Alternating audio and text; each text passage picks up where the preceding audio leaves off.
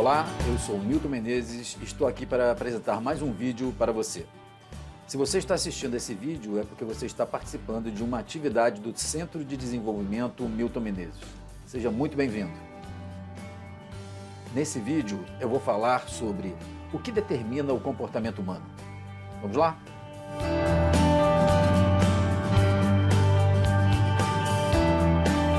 Essa pergunta é uma pergunta super importante para quem se interessa pelo campo da psicologia.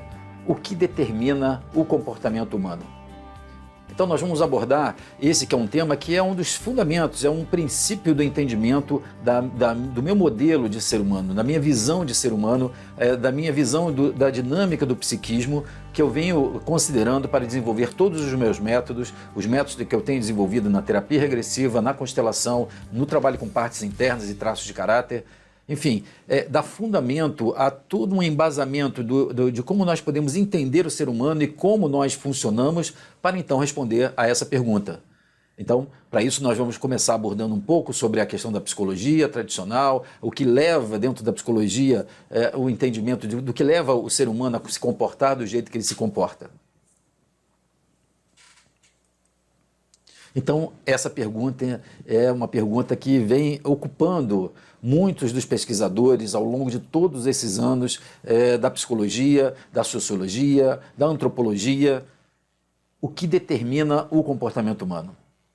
E nós vamos observar que a maioria dessas discussões em relação ao que determina o comportamento humano, ela parte sempre da visão de ser humano que cada uma daquelas abordagens ou cada um desses pesquisadores ou teóricos tenha.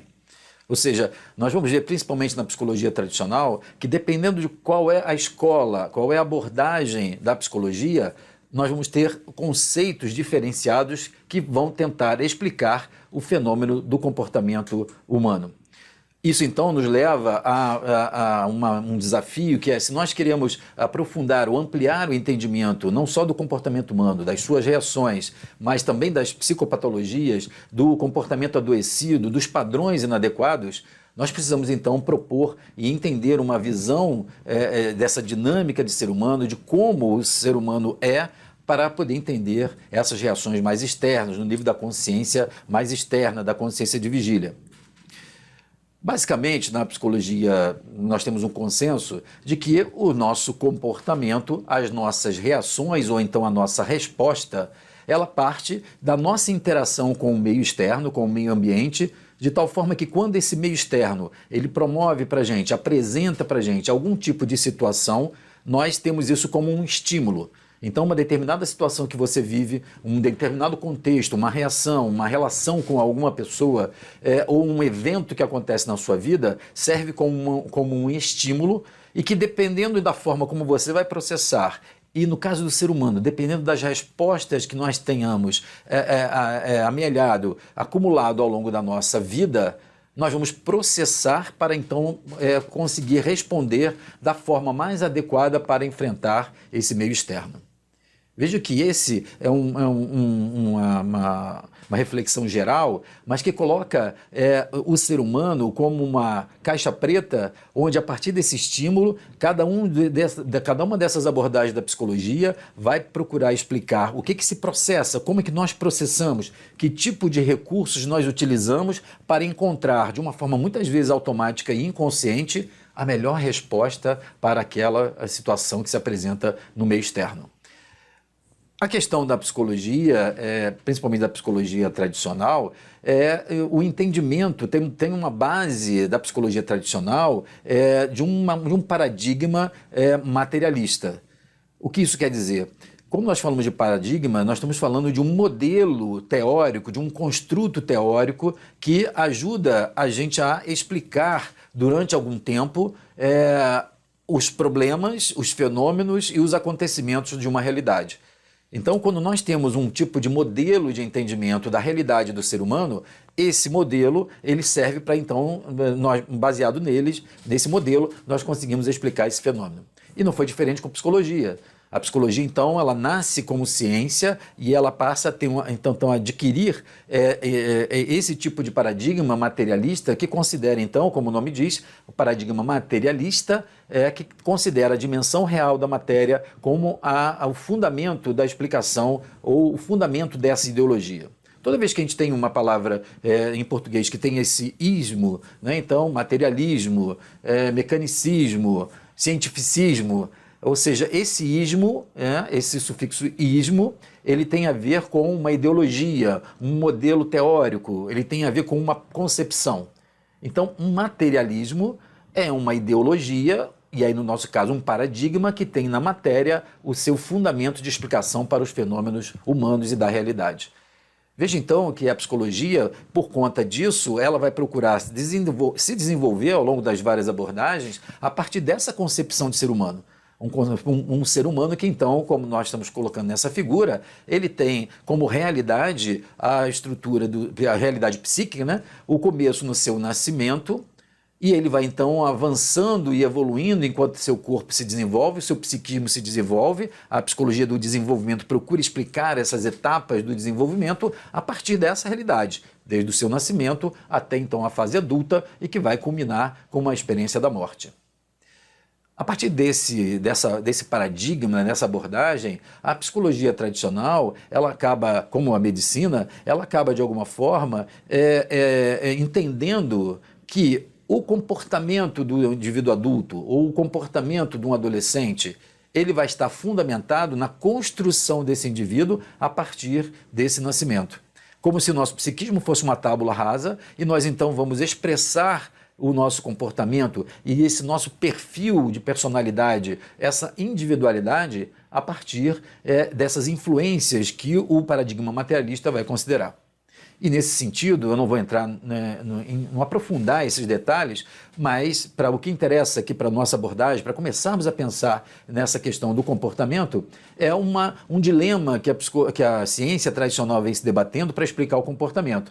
Qual é a verdadeira origem desses comportamentos?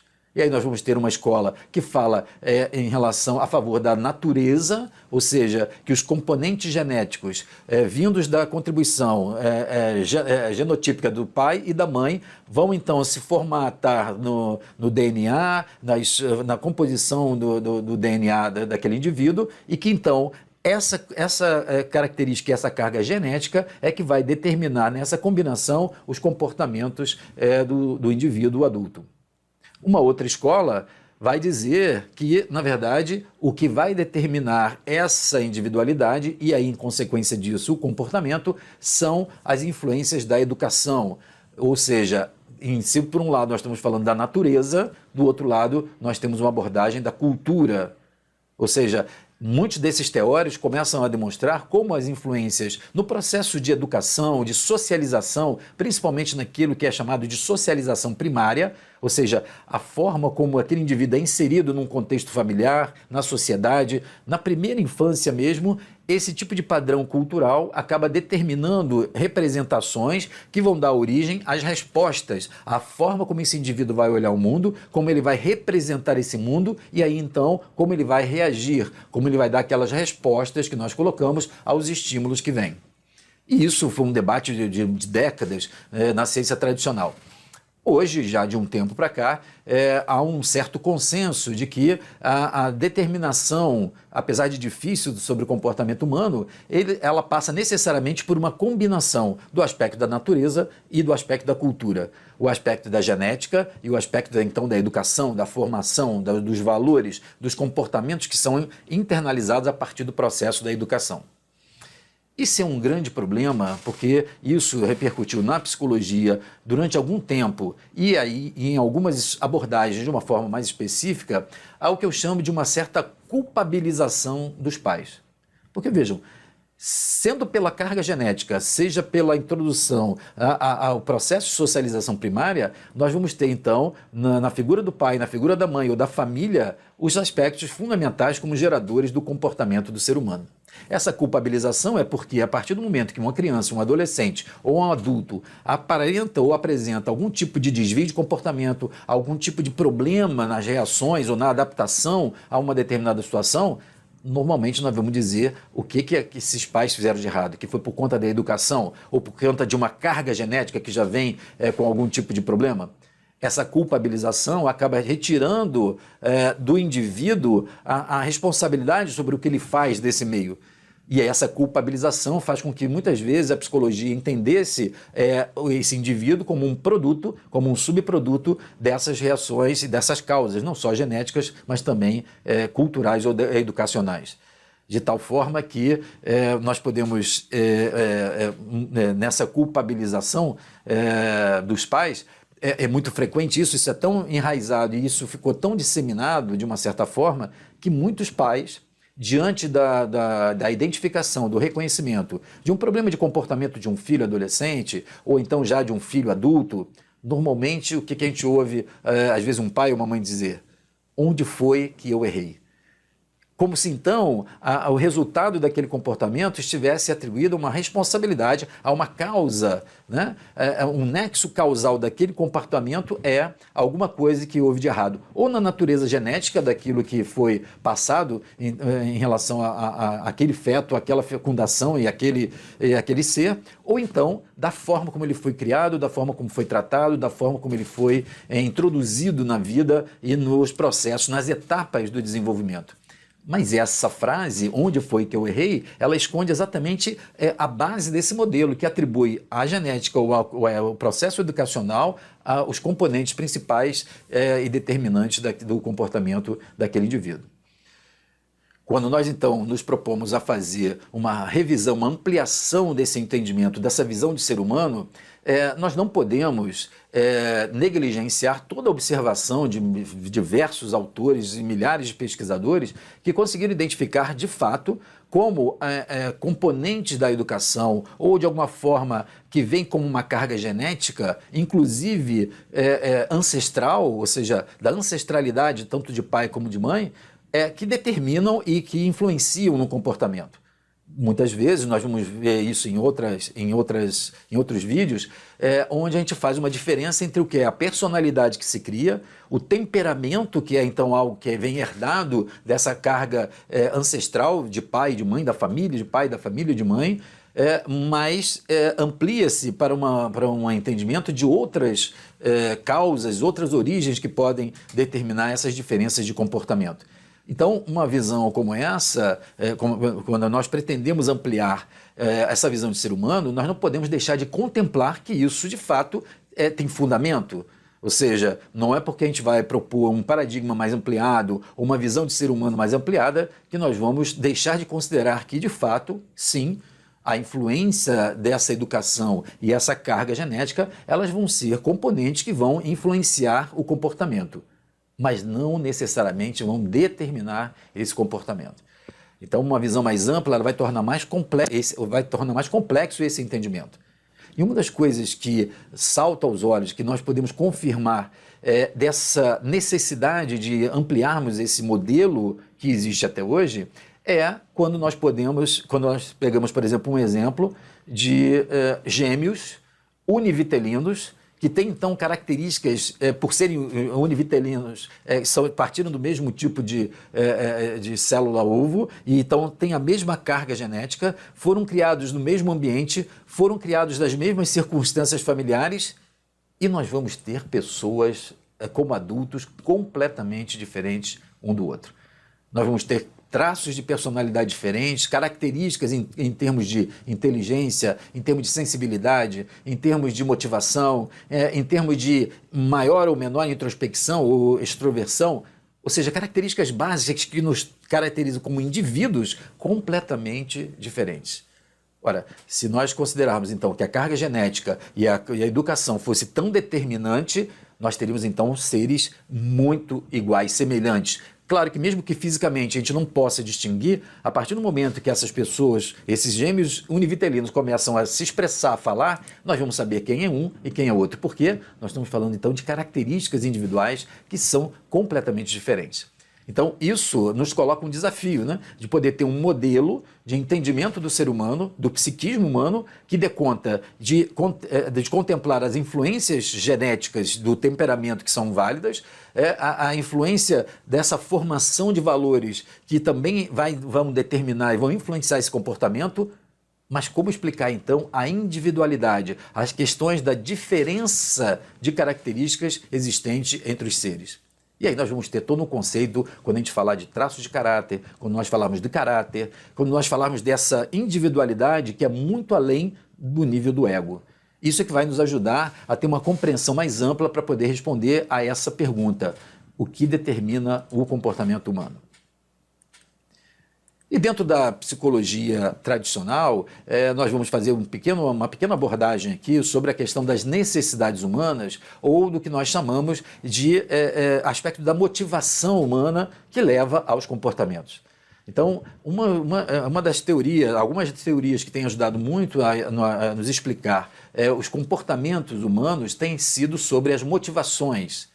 E aí, então, nós temos alguns autores que contribuíram muito, principalmente na minha forma de pensar, e um deles, com certeza, é Abraham Maslow. Maslow tem um trabalho muito interessante e um dos mais conhecidos, inclusive muito popular, é a pirâmide das necessidades humanas de Maslow. Maslow começou a estudar. Maslow era um humanista, dentro de uma abordagem humanista, que estava preocupado naquele momento do desenvolvimento das diversas escolas da psicologia. Ele estava querendo desenvolver um movimento de contraponto à psicanálise. Porque enquanto Freud e todos os seus seguidores abordavam a patologia, a doença, a forma de funcionar em termos das neuroses, das psicoses, dos traumas, muitos outros psicólogos começaram a se preocupar com o indivíduo saudável, com o desenvolvimento do ser humano, o que levava o ser humano a se desenvolver e não focar exclusivamente ou mais fortemente nas questões das disfunções do psiquismo. E aí, então, ele, como humanista, começou a estudar o que levava, o que motivava o indivíduo a se desenvolver, a crescer, a trabalhar, a procurar melhorar como ser humano. E aí, então, um dos conceitos que Maslow apresenta, que marca realmente a história da psicologia, são o que ele chamou da pirâmide das necessidades humanas. Maslow começou a observar que, dependendo das nossas necessidades, o ser humano atuava na vida, se comportava no sentido de atender essas necessidades. Algumas delas muito visíveis, mas outras ele começou a observar que eram expressões do tipo de comportamento conforme esse indivíduo demandava essa necessidade. Então a pirâmide de Maslow é conhecida, mas tem um detalhe que é muito importante para nós, dentro do meu método, dentro da minha forma, dentro da minha visão de ser humano. É que essa pirâmide que nós estamos vendo aí em cinco camadas, ela foi uma das primeiras formulações mais consistentes sobre a pirâmide das necessidades de Maslow. Maslow começou a observar principalmente essas necessidades como sendo determinantes da motivação e do comportamento humano. Mas essa pirâmide ela foi desenvolvida no início das reflexões. Nós vamos ver que depois, no final da vida, Maslow dá um salto e modifica e amplia essa pirâmide de necessidades, fazendo então uma conexão muito grande com a forma como eu vejo o ser humano. A visão da motivação de Maslow influenciou muito a minha forma de pensar e o meu modelo de ser humano. Mas nessa visão tradicional, básica, da pirâmide das necessidades de Maslow, nós temos uma observação muito interessante sobre o nosso comportamento. Então, Maslow observou que nós temos necessidades que são e que vêm desde as necessidades mais básicas da fisiologia, como sendo a necessidade de comida, de bebida, de beber água, de abrigo, do sono, ou seja, atendendo muito às necessidades fisiológicas para mantermos a vida. Mas a partir daí, Maslow começou a observar que nós tínhamos outras necessidades que precisavam ser atendidas, como, por exemplo, da segurança, a sensação de segurança em relação ao abrigo, em relação ao nosso próprio corpo, à família, da propriedade, dos nossos bens. Quer dizer, a sensação de segurança em relação às coisas era também uma necessidade que nos faz comportar de uma determinada forma ou procurando atender a essa necessidade. Além da fisiologia e da segurança, Maslow observou que nós temos necessidades sociais, de interação, de amizade, de troca, de amor, de viver em família, de viver em comunidade. esse sentido e instinto gregário do homem de ter uma necessidade de se sentir ligado, conectado com as outras pessoas. Nós chamamos isso de necessidades sociais.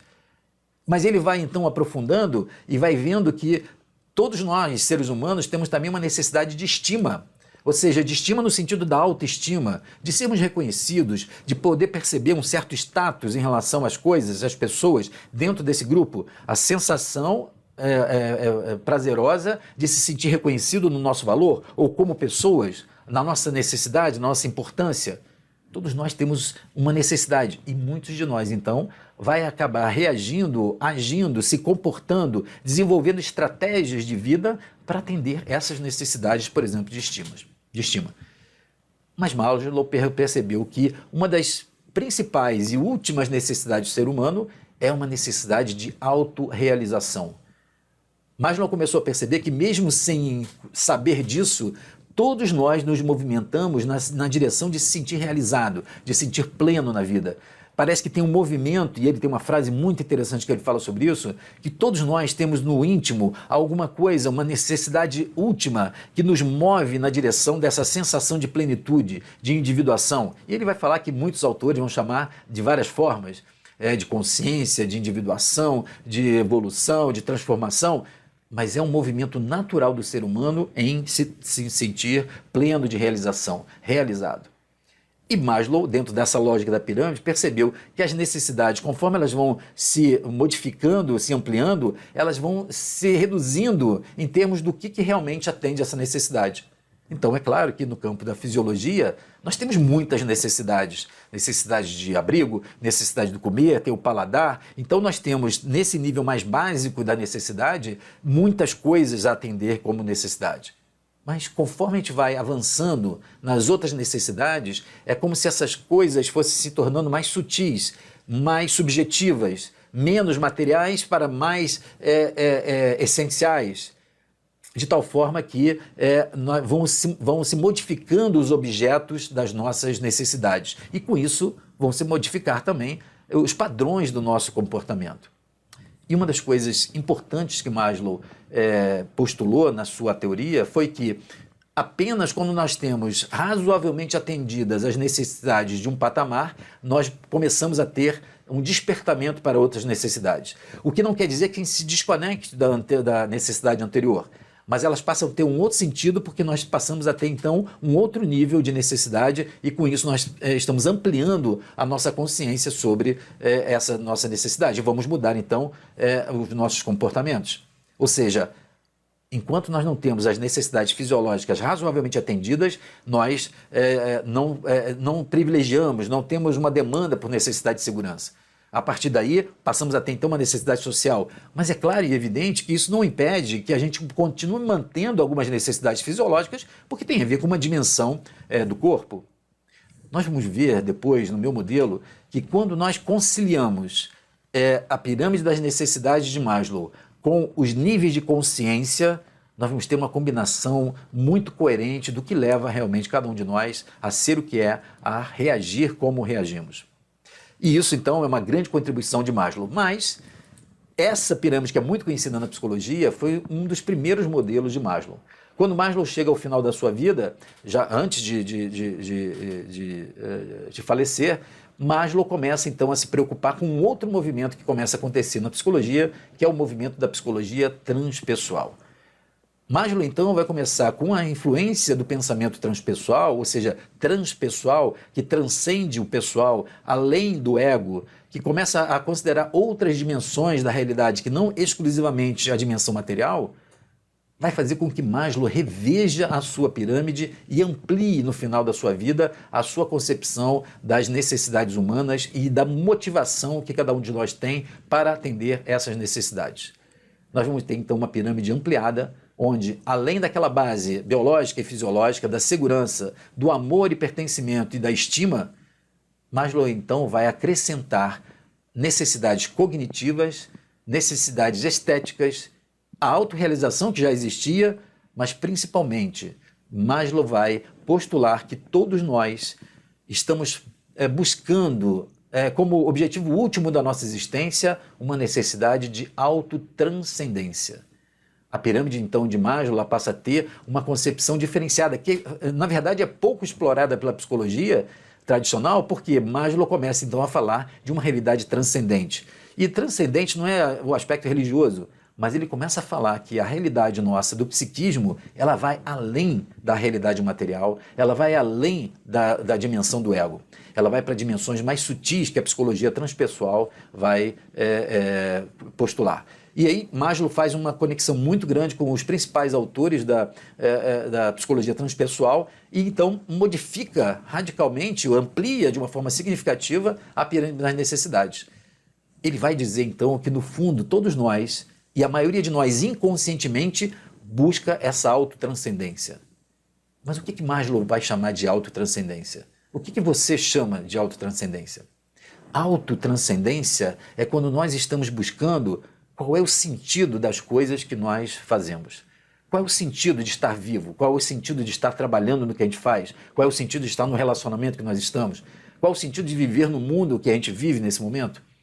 E aí nós vamos ver então que esse sentido de autotranscendência é aquilo que nos faz mover na direção da ampliação, inclusive, desses níveis de necessidades para níveis maiores de consciência. E aí Maslow, eu estudando profundamente o trabalho de Maslow, comecei a observar que tem algumas características importantes em relação a essa transcendência.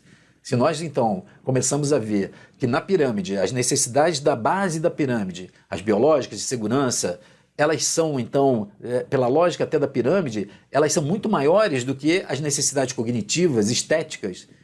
As necessidades estéticas, estético aqui, não é no sentido só da beleza física ou da forma, mas é da perfeição, da precisão, da harmonia das coisas, de um sentido de completude das coisas. Então, muito maior do que a visão só de beleza ou estética, como nós costumamos trazer, a estética fala de um aprofundamento, de uma harmonia, de uma precisão, de uma interação sobre as coisas.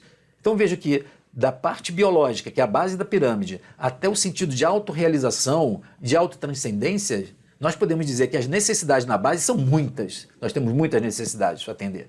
Conforme a gente vai avançando, e é por isso a pirâmide, as coisas que atendem a essas necessidades, elas são poucas e são muito subjetivas. Ou seja, nós temos então uma outra concepção importante, que é uma diferença entre essa dimensão das necessidades, quando elas são atendidas na base da pirâmide, são necessidades que são atendidas por coisas, por situações materiais, porque tem a ver com o corpo, tem a ver com a necessidade sensorial, que é válida e é fundamental. Conforme nós vamos avançando nos níveis das necessidades, elas vão se tornando muito mais essenciais, espirituais, subjetivas. Ou seja, são o significado que aquilo tem na nossa vida e não a coisa em si. O interessante disso é que nós vamos ver que há um movimento natural de todo ser humano de, a cada dia, a cada tempo, com o passar do tempo de vida, ampliarmos naturalmente essas necessidades. Isso vai nos ajudar a entender por que, de alguma forma, em algum momento, nós somos obrigados, às vezes, a reagir de uma forma, se falta o alimento, se falta o abrigo ou a segurança, somos capazes de ter ações muito contundentes.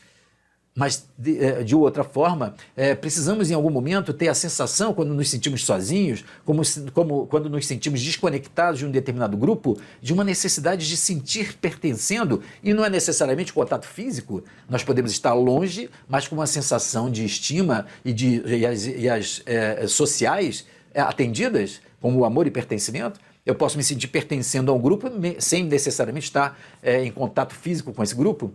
Então veja que essa formulação de Maslow, ela vai nos ajudar a entender as motivações para os nossos comportamentos, para as nossas metas, para os nossos projetos de vida. E isso vai ser fundamental para nós entendermos o ser humano numa perspectiva mais transpessoal, que vai considerar então uma dimensão espiritual da consciência humana. E nós vamos ver em outros vídeos, quando eu abordo esse meu modelo, uma combinação dessa pirâmide com o nível de consciência. Eu já posso antecipar um pouco para você. Quanto mais básico é a pirâmide, estamos na pirâmide das necessidades, menor é a nossa consciência sobre nós mesmos. Mas quando nós vamos avançando no nível de consciência e temos mais consciência de nós mesmos, cada vez mais nós vamos ter necessidades de níveis mais sublimes, mais espirituais, dos níveis mais superiores, né? Dos níveis superiores da pirâmide de Maslow. Então, o trabalho de Maslow ele vai ser muito importante para essa interação e o entendimento do comportamento humano que nós vamos estar vendo ao longo dos vídeos, seja nos cursos ou seja nos temas que nós estamos apresentando a partir desses vídeos. Bom, isso é uma introdução à questão do comportamento. Claro que nós estamos baseando aqui primeiro na psicologia tradicional, em alguns nomes, algumas abordagens que são importantes na psicologia e que foram fundamentais, foram influências, foram fontes de onde eu bebi para poder então formular uma visão de ser humano que nos ajudasse a entender o que acontece quando nós aplicamos os nossos métodos, quando nós observamos o desenvolvimento do ser humano. Então, não perca o nosso próximo vídeo, foi um prazer estar com você, até lá!